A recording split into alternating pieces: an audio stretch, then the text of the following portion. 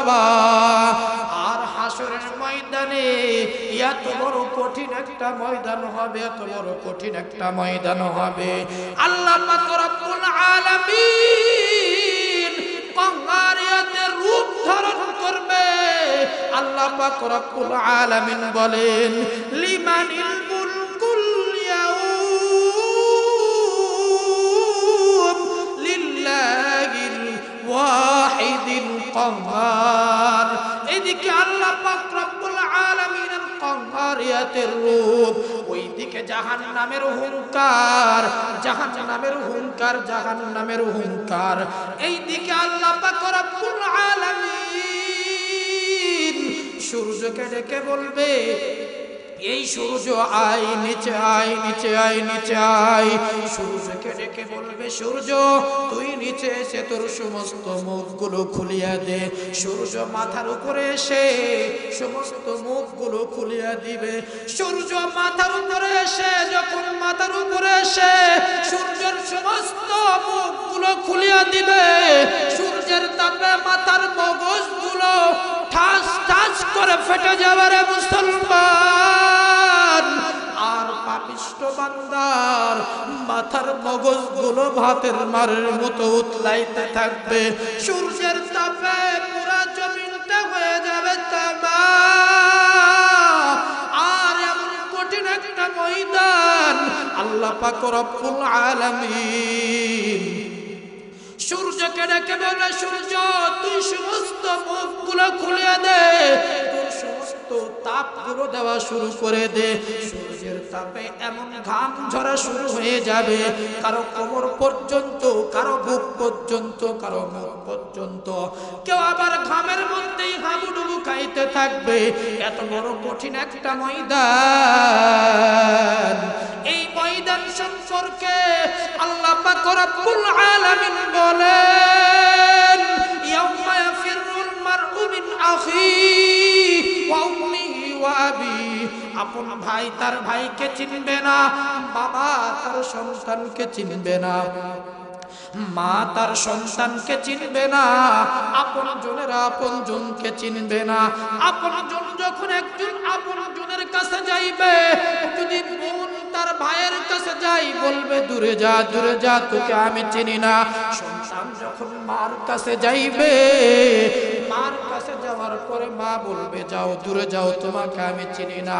এত বড় কঠিন একটা ময়দান। সমস্ত নবীরা পর্যন্ত ইয়া নাফসি, ইয়া নাফসি করতে থাকবে। সমস্ত নবীরা কান্না করতে থাকবে, আল্লাহ তুমি আমারে বাঁচাও, আল্লাহ তুমি আমারে বাঁচাও, আল্লাহ তুমি আমারে বাঁচাও। হাসরের ময়দানের ভয়ে সমস্ত নবীরা পর্যন্ত কান্না করতে থাকবে, আল্লাহকে ডাকতে থাকবে, ইয়া নাফসি, ইয়া নাফসি, ইয়া নাফসি বলে কান্না করতে থাকবে। আমার আপনার পয়গম্বর এমন একজন পয়গম্বর, পয়গম্বর আমার মাকামে মাহমুদের সেজদায় পড়িয়া কান্না করবে আর বলতে থাকবে, ও আল্লাহ আমার উম্মতের বাঁচাও, আল্লাহ আমার উম্মতের বাঁচাও, আল্লাহ আমার উম্মতের বাঁচাও। আল্লাহ পাক রব্বুল আলামিন পয়গম্বরকে ডেকে বলবে, পয়গম্বর আপনাকে আর কান্না করতে হবে না পয়গম্বর, ও পয়গম্বর আপনি যার যার ব্যাপারে সুপারিশ করবেন আমি আল্লাহ পাক রব্বুল আলামিন তার তার ব্যাপারে জান্নাতের ফয়সালা করে দেব। বলেন সুবহানাল্লাহ। আল্লাহ পাক রব্বুল আলামিন বলেন, ওমা খালাকতুল জিন্না ওয়াল ইনসা ইল্লা লিয়াবুদুন। আল্লাহ তাআলা শুধু মানুষ এবং জিন জাতিকে, শুধু মানুষ এবং জিন জাতিকে আল্লাহ তাআলা তৈরি করেছেন একমাত্র কেবলমাত্র তার দাসত্ব করার জন্য, তার ইবাদত করার জন্য। এছাড়া আল্লাহ পাক রব্বুল আলামিন এই পৃথিবীর জমিনে যা কিছু দান করেছেন সবকিছু আল্লাহ তাআলা বানাইছে মানুষের গোলামি করার জন্য। বলেন সুবহানাল্লাহ। আল্লাহ তাআলা বলেন আমি সূর্য বানাইছি, আমি আল্লাহ দাবি করি না, আমি বলি না সূর্যটা আমার। আল্লাহ তাআলা আমাদেরকে অনর্থক দুনিয়ায় পাঠাই নাই, অযথাই দুনিয়ায় পাঠাই নাই।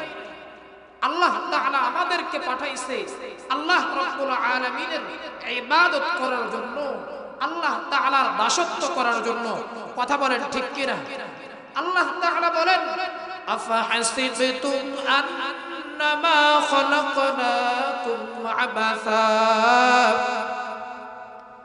আফাহাসিবতুম আন্নামা খলাকনাকুম আবাসা ওয়া আন্নাকুম ইলাইনা লা তুরজাউন।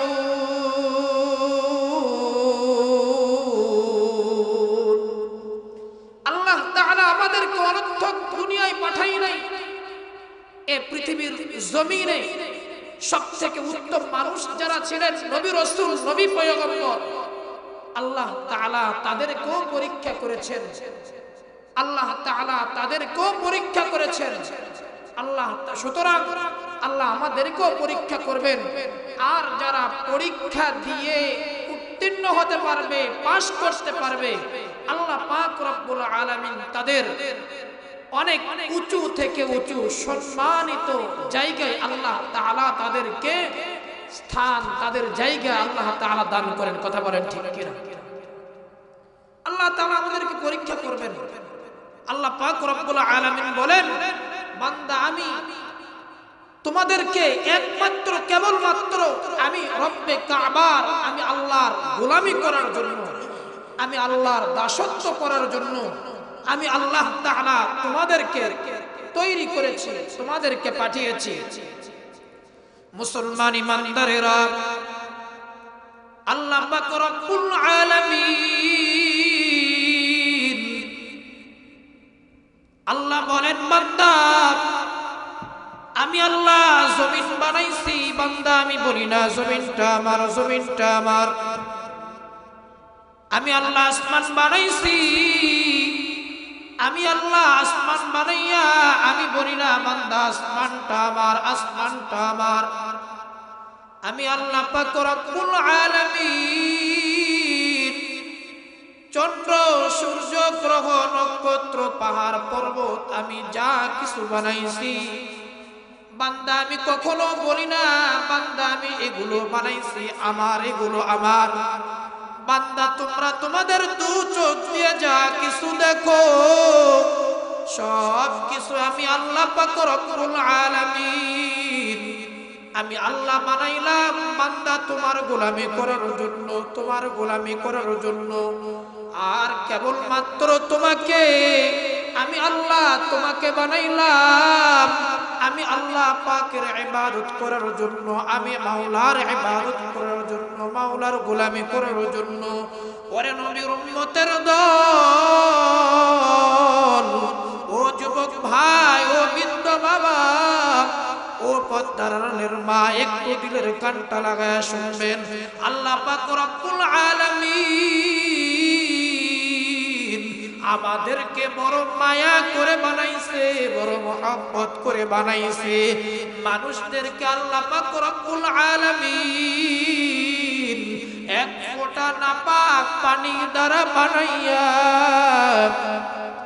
আল্লাহ পাক রব্বুল আলামিন বলেন বান্দা আমি তোমাদেরকে এক ফোঁটা নাপাক পানি দ্বারা বানাইয়া আমি তোমাদেরকে কেমন সম্মান, কেমন ইজ্জত দান করেছি জানো?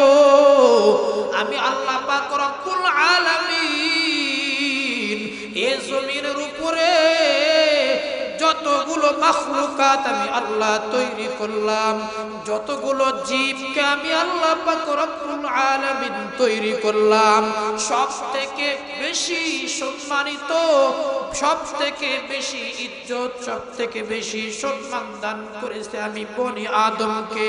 শুধু তাই নয় রে মুসলমান, আল্লাহ পাক রব্বুল আলামিন বলেন লাকাদ খালাকনাল ইনসানা ফি আহসানি তাকওয়িম। আমি সূরতের দিক থেকে, সৌন্দর্যের দিক থেকে সবথেকে বেশি মানুষদেরকে আমি সৌন্দর্য দান করেছি।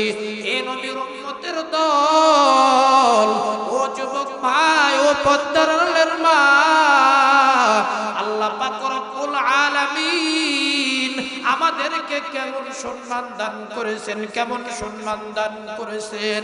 আমার হাতের জায়গায় হাত, আমার চোখের জায়গায় চোখ, আমার নাকের জায়গায় নাক, কানের জায়গায় কান। যেমন করে ওই মালিক আল্লাহ পাক রব্বুল আলামিন আমাদেরকে সেটিং করে দিলেন, সাজিয়ে দিলেন। দুনিয়ার এমন কোন ইঞ্জিনিয়ার নাই, দুনিয়ার এমন কোন বৈজ্ঞানিক নাই, এমন কোন মানুষ নাই, মালিক যেমন করে মানুষের এই সূরতটাকে সুন্দর করে সাজিয়েছে, এমন করে ভেঙে নতুন করে আবার এই সৌন্দর্য তৈরি করে দিবে। কথা বলেন, আছে? দুনিয়ায় এমন কোন ইঞ্জিনিয়ার নাই। আমার আল্লাহ পাক রব্বুল আলামিন বলে, বান্দা,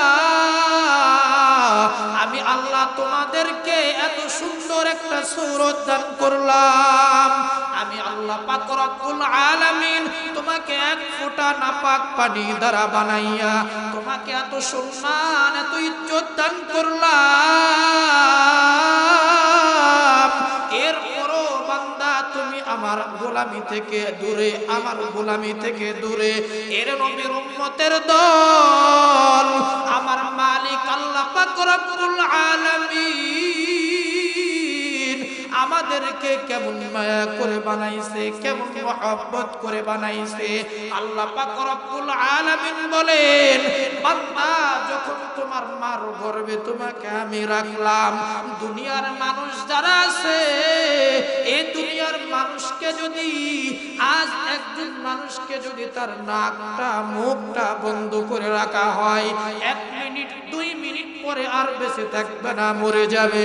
কিন্তু আমি আল্লাহ যখন তোমাকে বানানোর চিন্তা করলাম, তোমার মার গর্ভে যখন তোমাকে আমি রাখলাম, 2 মাস মধ্যে, 2 মাসের মধ্যে তোমাকে এমন প্যাকেটিং করে রাখলাম, প্যাকেটের উপরে প্যাকেট, প্যাকেটের উপরে প্যাকেট, এমন প্যাকেটিং করে রাখলাম যেই প্যাকেটের মধ্যে কোনো রকম কোনো অক্সিজেন ঢুকতে পারবে না, কোনো আলো বাতাস ঢুকতে পারবে না।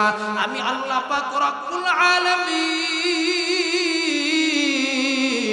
এমন প্যাকেটিং করে রাখলাম। এরপরে যখন তোমার মার পেটে তোমার রূহটা যখন তোমাকে আমি দান করলাম, যখন তুমি নড়াচড়া করো, নড়াচড়া করলে তোমার পেটে ক্ষুধা লাগে, ক্ষুধা ক্ষুধা ক্ষুধা। আমি আল্লাহ পাক রব্বুল আলামিন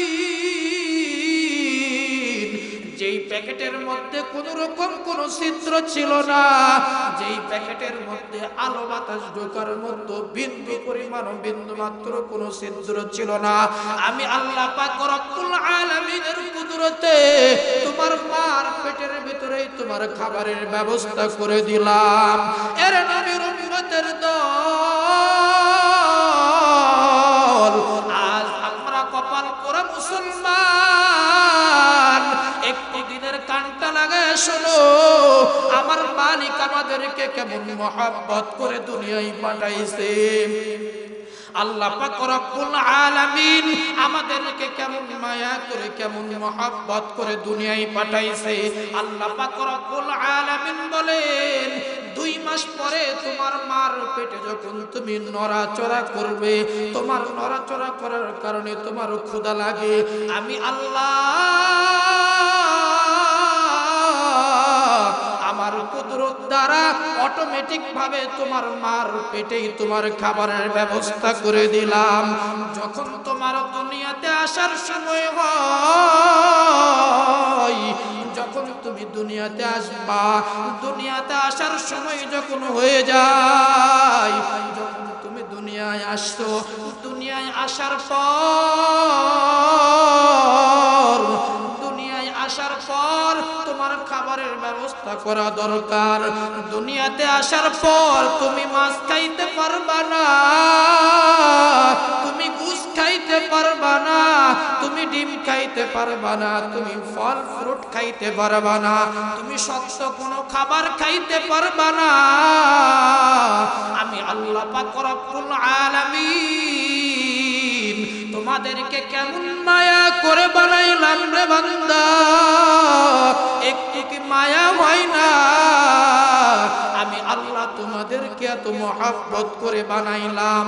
যখন তুমি দুনিয়াতে আসছো, দুনিয়াতে আসার পর আল্লাহ পাক রব্বুল আলামিন বলেন তোমার মাও তোমার জন্য আলাদা কোনো খাবারের ব্যবস্থা করে নাই, তোমার বাবাও তোর জন্য আলাদা খাবারের কোনো ব্যবস্থা করে নাই।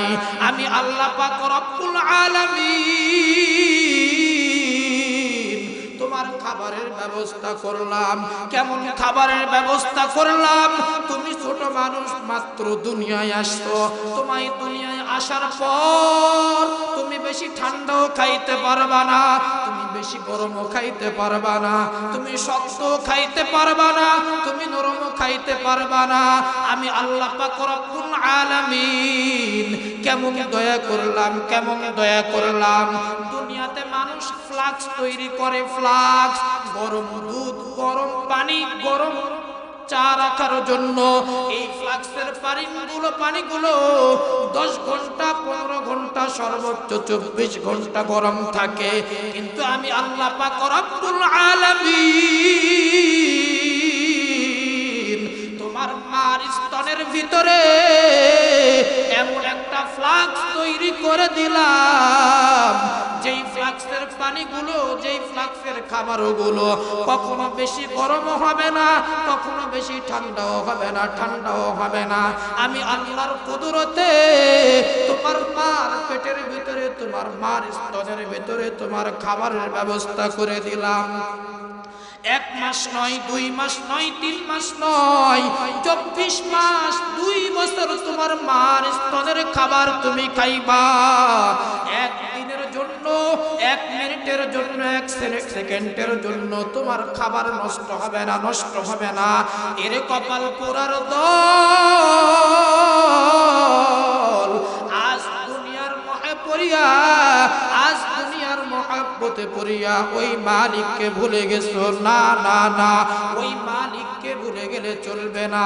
যেই মালিক আল্লাহ পাক রব্বুল আলামিন আমাদেরকে এত মায়া করে বানাইছে, এত মহব্বত করে বানাইছে।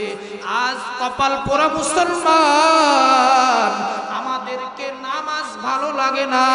মসজিদের মিনার থেকে 5 বার মসজিদের আজানের ধ্বনি এসে আমাদেরকে জানাই আল্লাহ বড়, আল্লাহ বড়, আল্লাহ বড়, আল্লাহ বড়।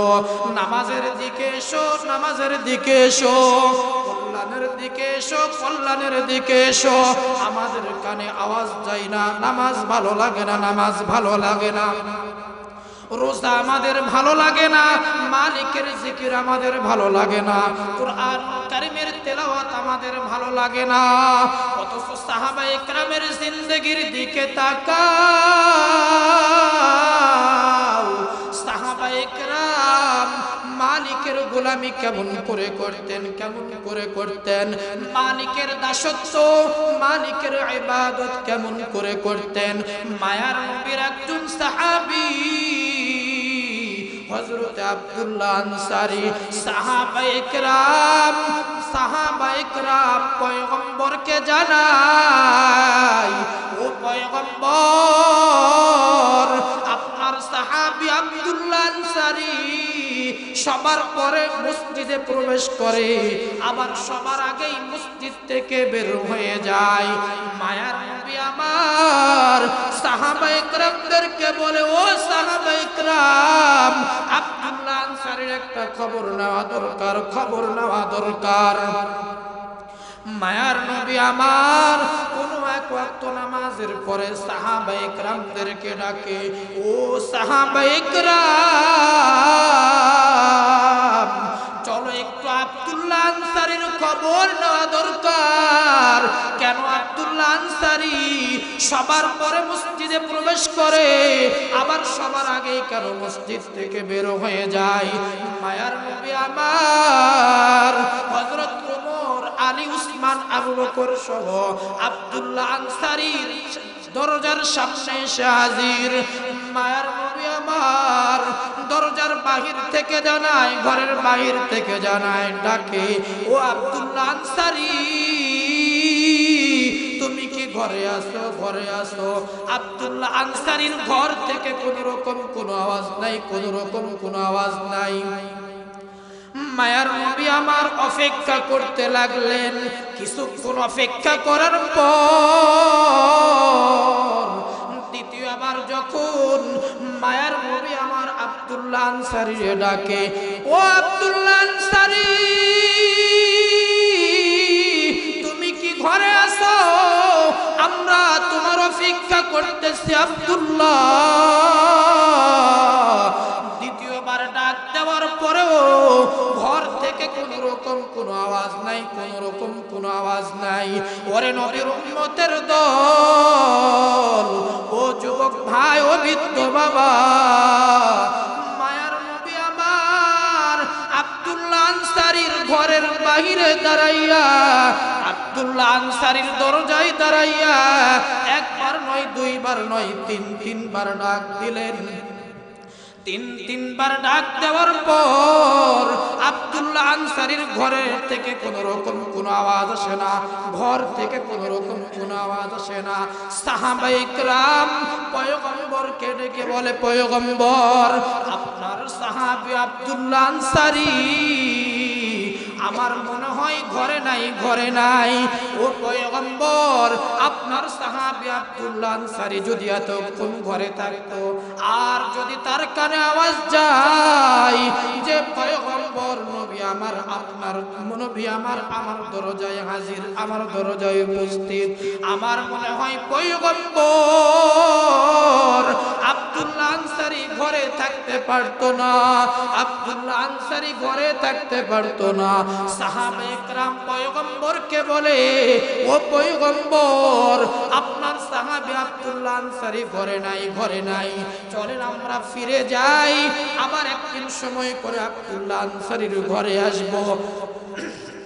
মুসলমান ইমানদার, আল্লাহর পয়গম্বর সাহাবায়ে কেরামদেরকে নিয়ে মসজিদে নববীর দিকে রওনা হয়, মসজিদে নববীর দিকে রওনা হয়। কিছুক্ষণ পরে আব্দুল্লাহ আনসারী ঘর থেকে বের হইয়া, কিছুক্ষণ পরে আব্দুল্লাহ আনসারী ঘর থেকে বের হয়ে লক্ষ্য করে দেখে সাহাবায়ে কেরাম সহ মায়ার নবী আমার মসজিদে নববীর দিকে রওনা করেছেন।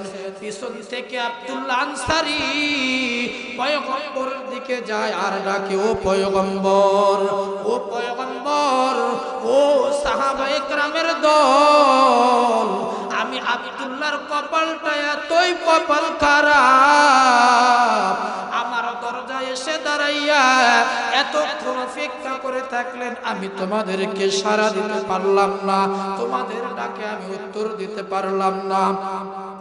আব্দুল্লাহ আনসারী মায়ার নবীর সামনে দাঁড়াইয়া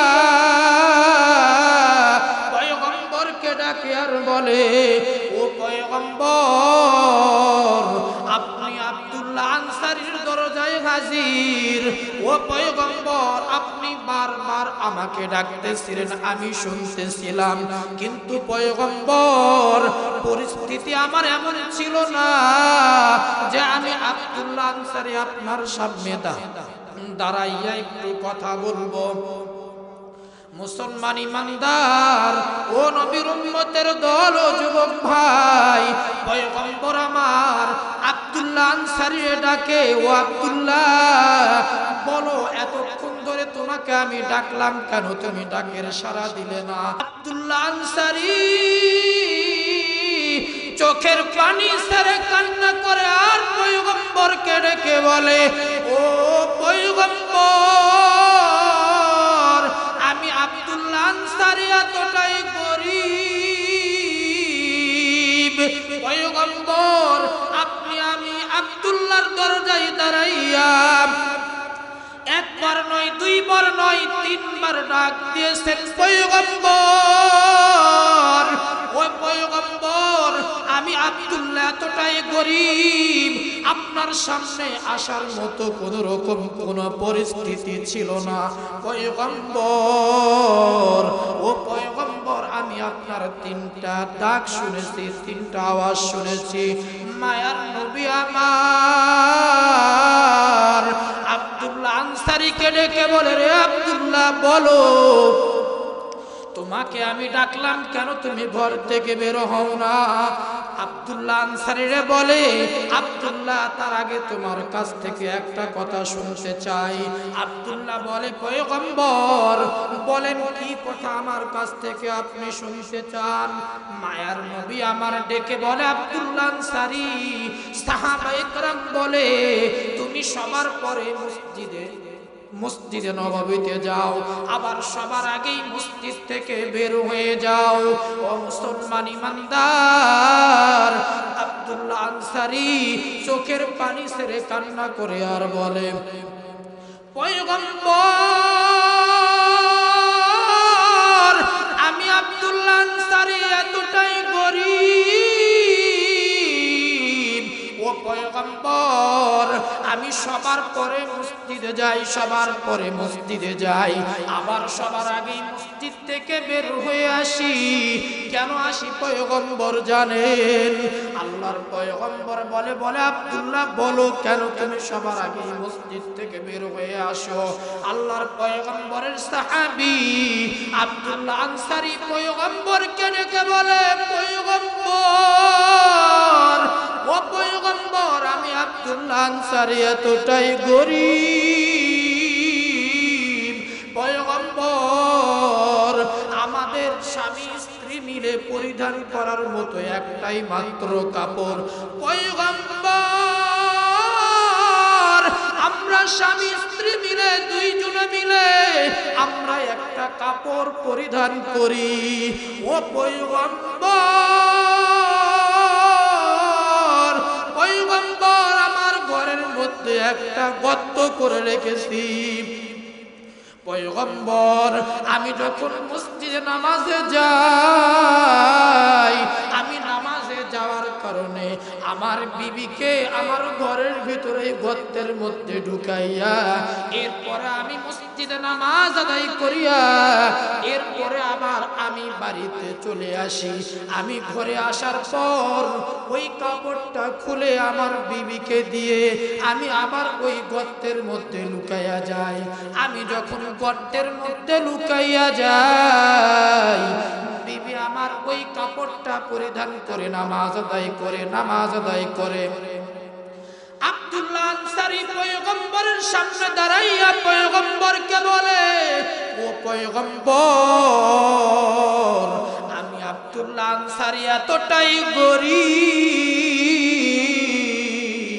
এই এক টুকরা কাপড় পরিধান করিয়া আমরা নামাজ আদায় করি। আব্দুল্লাহ আনসারী চোখের পানি ছেড়ে কান্না করে আর পয়গম্বরকে ডেকে বলে, পয়গম্বর, ও পয়গম্বর, আপনি যখন প্রথমবার আমাকে ডাক দিয়েছেন, পয়গম্বর, আপনার আওয়াজটা আমি শুনতে পাই, কিন্তু পয়গম্বর, আমার কাপড়টা বিবি পরিধান করে নামাজ আদায় করে। পয়গম্বর, আপনি যখন আমাকে দ্বিতীয়বার ডাক দিয়েছেন, পয়গম্বর, বিবি আমার নামাজ আদায় করে। ও পয়গম্বর, আপনি যখন তৃতীয়বার ডাক দেন, আমাকে ডাক দেন, পয়গম্বর, বিবি আমার নামাজ আদায় করে। এই জন্য পয়গম্বর, আপনার ডাকে আমি সাড়া দিতে পারি নাই, আপনার ডাকে আমি উত্তর দিতে পারি নাই।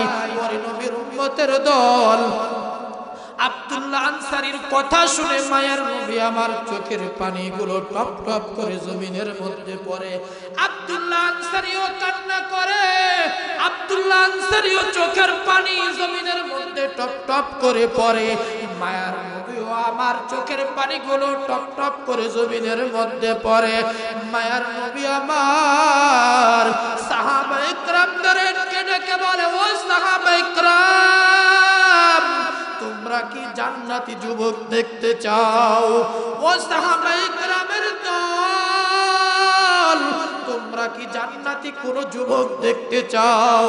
সাহাবায়ে কেরাম বলেন পয়গম্বর, বলেন আমরা জান্নাতি যুবক দেখতে চাই।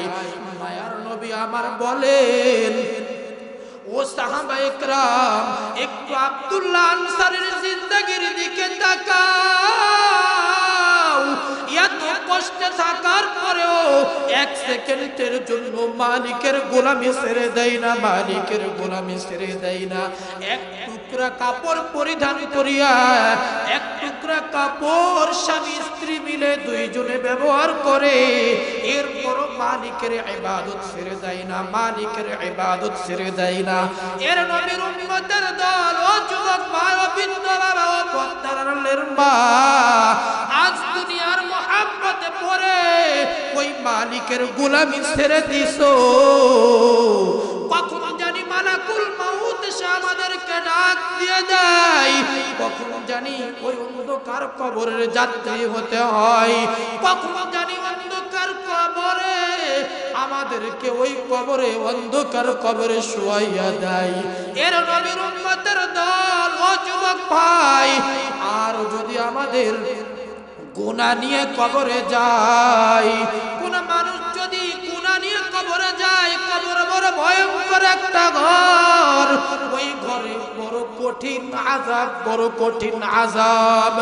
এ নবীর উম্মতের দল, ও যুবক ভাই, ও বৃদ্ধ বাবা, আর হাসরের ময়দানে এত বড় কঠিন একটা ময়দান হবে, এত বড় কঠিন একটা ময়দান হবে। আল্লাহ পাক রব্বুল আলামিন কঙ্গারিয়াতের রূপ ধারণ করবে। আল্লাহ পাক রব্বুল আলামিন বলেন, লিমানিল মুলকুল ইয়াউম লিল্লাহিল ওয়াহিদিল কাহ্হার। এদিকে আল্লাহ পাক রব্বুল আলামিনের কঙ্গারিয়াতের রূপ, ওইদিকে জাহান্নামের হুঙ্কার, জাহান্নামের হুঙ্কার, জাহান্নামের হুঙ্কার। এইদিকে আল্লাহ পাক রব্বুল আলামিন সূর্যকে ডেকে বলবে, এই সূর্য আয় নিচে আয়, নিচে আয়, নিচে আয়। সূর্যকে ডেকে বলবে, সূর্য তুই নিচে এসে তোর সমস্ত মুখগুলো খুলিয়া দে। সূর্য মাথার উপরে এসে সমস্ত মুখগুলো খুলিয়া দিবে।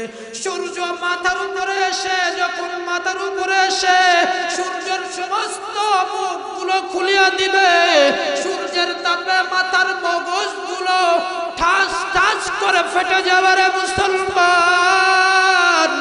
আর পাপিষ্ঠ বান্দার মাথার মগজগুলো ভাতের মারের মতো উতলাইতে থাকবে। সূর্যের তাপে পুরা জমিনটা হয়ে যাবে তামা।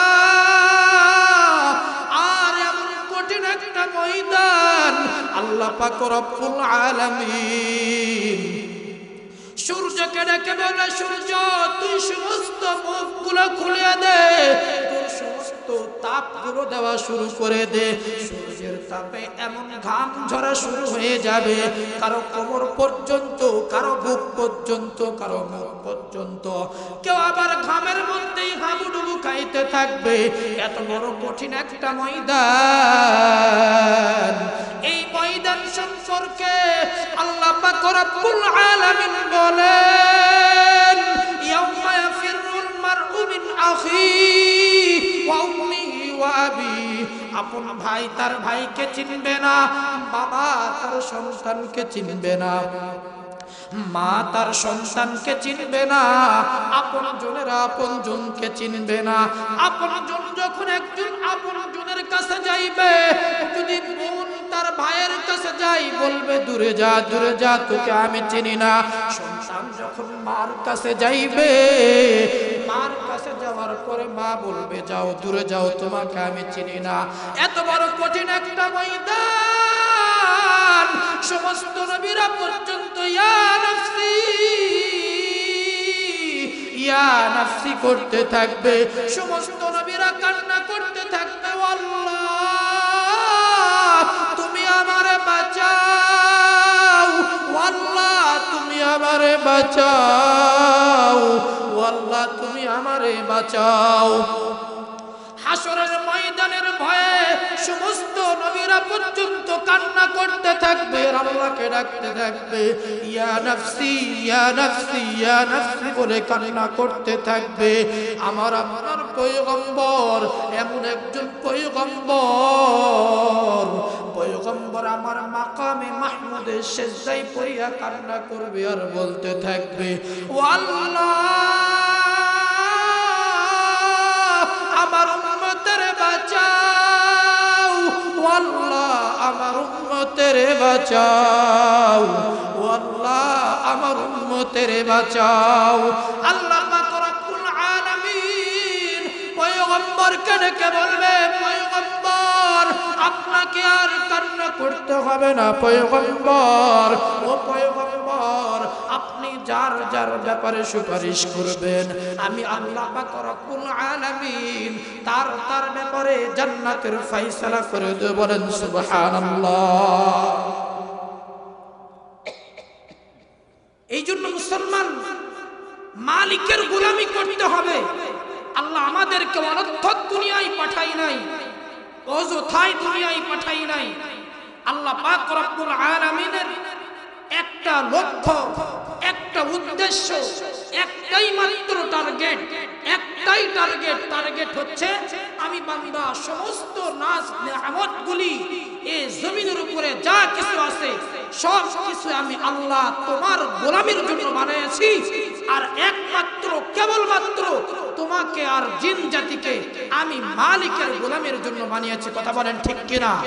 এই জন্য মালিকের গোলামি করতে রাজি আছেন তো ইনশাআল্লাহ? আল্লাহ তাআলা আমাদের সবাইকে রব্বে কাবার আল্লাহ পাক রব্বুল আলামিনের পরিপূর্ণ দাসত্ব করার, পরিপূর্ণ ইবাদত করার তৌফিক দান করুন। সকলেই পড়ি আমিন। আখির দাওয়ানা আলহামদুলিল্লাহি রাব্বিল আলামিন। আসসালামু আলাইকুম ওয়া রাহমাতুল্লাহি ওয়া বারাকাতুহু।